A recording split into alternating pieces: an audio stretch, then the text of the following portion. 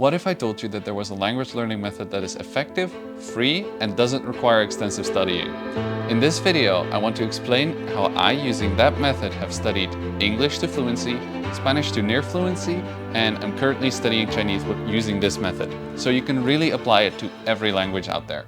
Learning a language can be quite a daunting task, especially with all these different methods out there telling you all these different things you have to do. But with this method, which I'm going to explain to you in a little bit, you can basically search content that you actually enjoy watching and just simply learn through immersion. This method relies fully on free resources. Obviously, you can pay for certain resources, but in general, this is a free method, and it's also incredibly effective when you compare it to, for instance, how schools are teaching languages. So the first part of this method is comprehensible input. And what comprehensible input is essentially you start looking for content that is just above your level so that you can basically get, like, for instance, 80–90% of what is being said, and the rest of the 10 to 20% you still need to fill in.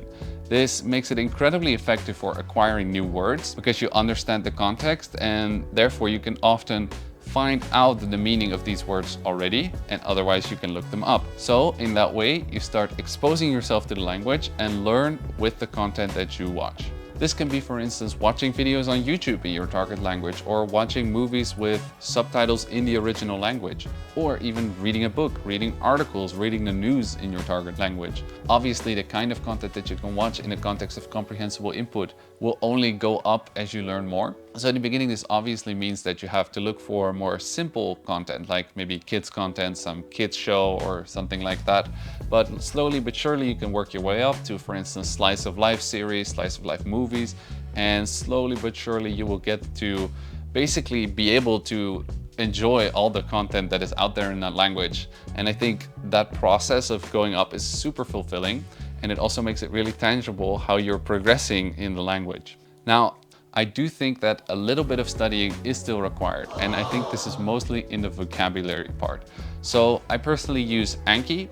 Anki is a flashcard app which you can make flashcards. So for instance, you put the word you want to learn on the front and the meaning in your language on the back. Maybe even better if you can put the meaning of the word in the target language on the back, but that's obviously something that is more advanced. That is not something you will do when your level is still very basic in that language. And that way you can review the cards daily, and as you progress, when you review the cards more, it will see what you remember and what you don't remember, and it will basically show you the card again when you're about to forget it, so that you remember it again, and then you can remember it for longer again. So it basically makes perfect use of how our memory works. Essentially what you do is you watch the movies, you watch the videos, and whenever you come across a word that you don't know, you can put it into Anki and start learning it that way. I will say this is not entirely necessary, but it will speed up your language learning by a lot. I do think that you can do it without, but especially as you're older, I think it's harder to easily get the meaning without explicit studying. Having said that, I do think at some point you can stop learning those words through Anki. I think at some point you don't really need to keep learning the words. Like for me with English, obviously I learned that from a much younger age, which made it easier. But also me with Spanish now I'm much more near fluency. I'm not actively learning on Anki anymore, and I'm just immersing in content, and in that way learning new words that I did not know the meaning of. And I don't really need to keep putting them into Anki and keep reviewing them. The second part of this method is mass immersion. And mass immersion is a great way to essentially totally surround yourself with the language. This is definitely something that sounds like it's for the diehards, but you can also apply parts of these principles into your life. So essentially with mass immersion, you want to surround yourself as much as possible with the language. Now, I would not say lock yourself off from any other human contact and only learn the language, but I do think mass immersion can be very good. For instance, if you are used to watching a series or some film, you can now replace it with a series or a film in your target language, and in that way you can make use of that time to learn your language. Also, you can apply passive listening. So basically you put on a podcast, for instance, if you're doing some chores, and in that way you get exposure to the language, which is very important, as if you can get more familiar with even the sounds of a language, it will make you be able to reproduce the sound better later. Now, I will say that some people say that you should not speak your target language at all until a certain point.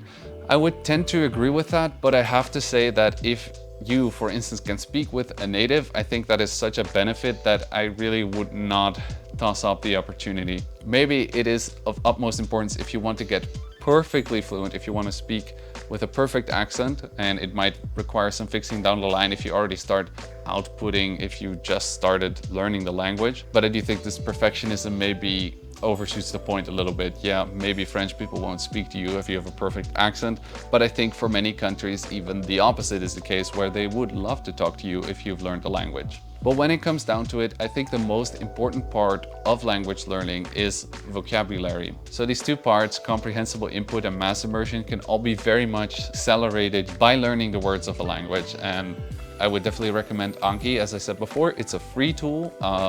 Well, I think the iOS app is actually paid, but for the rest, everything is free, so you can do it for free. I think vocabulary is so important because if you know the word, it will make communication so much easier. And that's what we're doing it for in the end, right? We want to communicate to some other person. Not having the perfect grammar is not the end of the world. As long as you know the word, it's basically fine because the person will probably be able to understand what you're trying to say. Obviously, that's not to say that you shouldn't learn grammar at all. I just would recommend trying to pick it up mostly by immersion, because this is a very efficient method. I mean, it's more about like, oh, it sounds right or it sounds wrong. A native speaker is never gonna have to think about grammar too much, like, oh, let's see, which verb tense should I use here? This is something that comes much more naturally, and it will just sound wrong when someone's saying the wrong thing.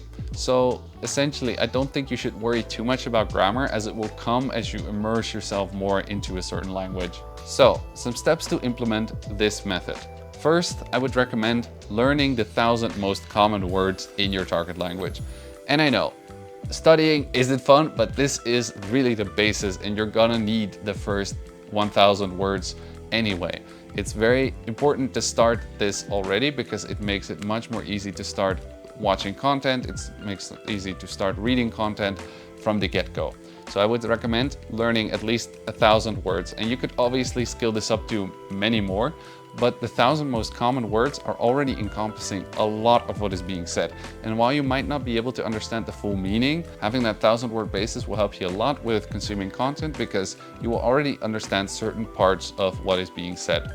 And it will make it just much easier to start picking up content like, for instance, kids shows, and move up from there. Step 2 is finding engaging content. And while I think it can be a little bit harder to find engaging content once you're still at a basic level, this will soon improve. And after you get familiar with the language, I think you can already quickly move up to, for instance, slice of life series, which is just about the daily life.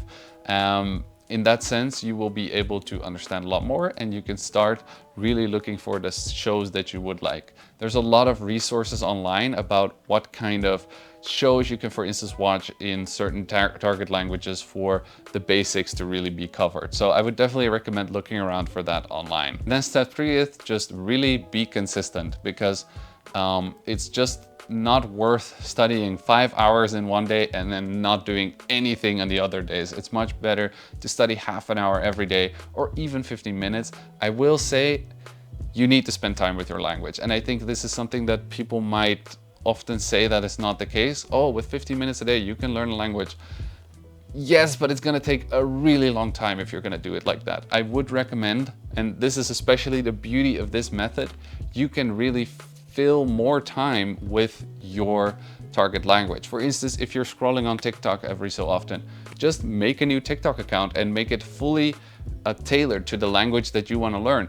Only like content that is in that language, and click not interested on all the content that is in your native language.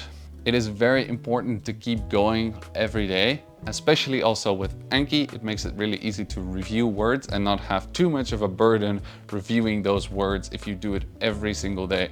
Now, I think this is especially hard in the boring middle, where you're basically not quite a starter anymore, because in the beginning you can see, I think, really big results from just learning a little bit, but where you're just trying to learn more step by step, but it's going to take a long time and you just need to do it every day. So this is really important, and it's also been hard for me to basically do it every single day, but it's something that you should definitely keep doing to keep improving. And also not forgetting what you've learned before, because this is also a very important part. Languages need to be maintained, and this is something that you need to be ready for. You need to continuously revisit the language. And I think this is easier as you get proficient in a language, or more proficient in a language, as you have much more content to watch, and you will probably be interested in content that is in that language because it feels so natural to you. Step 4 then is active engagement, and I think for the most part you will be doing this when you're more intermediate in the language. So what I did with Spanish, for instance, I went to italki and I got a tutor there. And obviously this is a part which does cost money, but you can also find language exchange partners on apps like Tandem or other language exchange apps where you can basically find other people to practice the language with. I think at some point you are going to need to get out of your shell, because you're learning a language for a reason, which is most likely to communicate with other people in that language, or maybe you're just there for the Spanish memes. At least that's how it started for me with Spanish. This active engagement can also be recording yourself and then listening to how you sound and trying to improve in that way. Anyway, I encourage you to start learning a new language using this method, and I definitely think it will improve your language abilities a lot. And of course, you can use other methods to basically help you with certain parts. Maybe the grammar is very hard in your language and an explanation would help you a lot. Obviously, this is personal, but I do think that natural language acquisition techniques are really universally applicable, and you can basically study using these methods really efficiently, and this is how people have studied languages for a long time. And another big advantage of this method is flexibility. You can do it whenever, wherever you like, but also you can really tailor it to your language needs and exactly what level you are at. So I think it's a really effective method for that as well. Now, I will warn you, when you start with this kind of method, it will be a little bit daunting in the beginning still. This is because you are not familiar with the language at all, and you'll need to start diving in deep from the beginning, because you're essentially already throwing the language at yourself. You're really going into the deep end right away, and I think if you stick to, for instance, learning the first 1,000 words through Anki, it will already help a lot. And while the beginning can be very frustrating because you don't understand a lot, as soon as you start to understand little bits, it will be very motivating in my experience. So I would definitely recommend to keep going if you feel like you are being thrown into the deep end. You will get there. It will just take some time, obviously, because, well, you need to get used to the language, you need to get used to the meanings of the words, and basically learn the language step by step. So yeah, that was the method that I have used to learn English, Spanish, and I'm currently learning Chinese using this method. I will probably make a separate video about how I'm doing this with Chinese as well, if you're interested. And for now, if you have any experiences with mass immersion or comprehensible input, make sure to put them in the comments. If you like the video, please give it a like and consider subscribing. I make more content surrounding productivity, language learning, travel, professional life, and just navigating life in your 20s. So make sure to subscribe, and I hope to see you in the next video.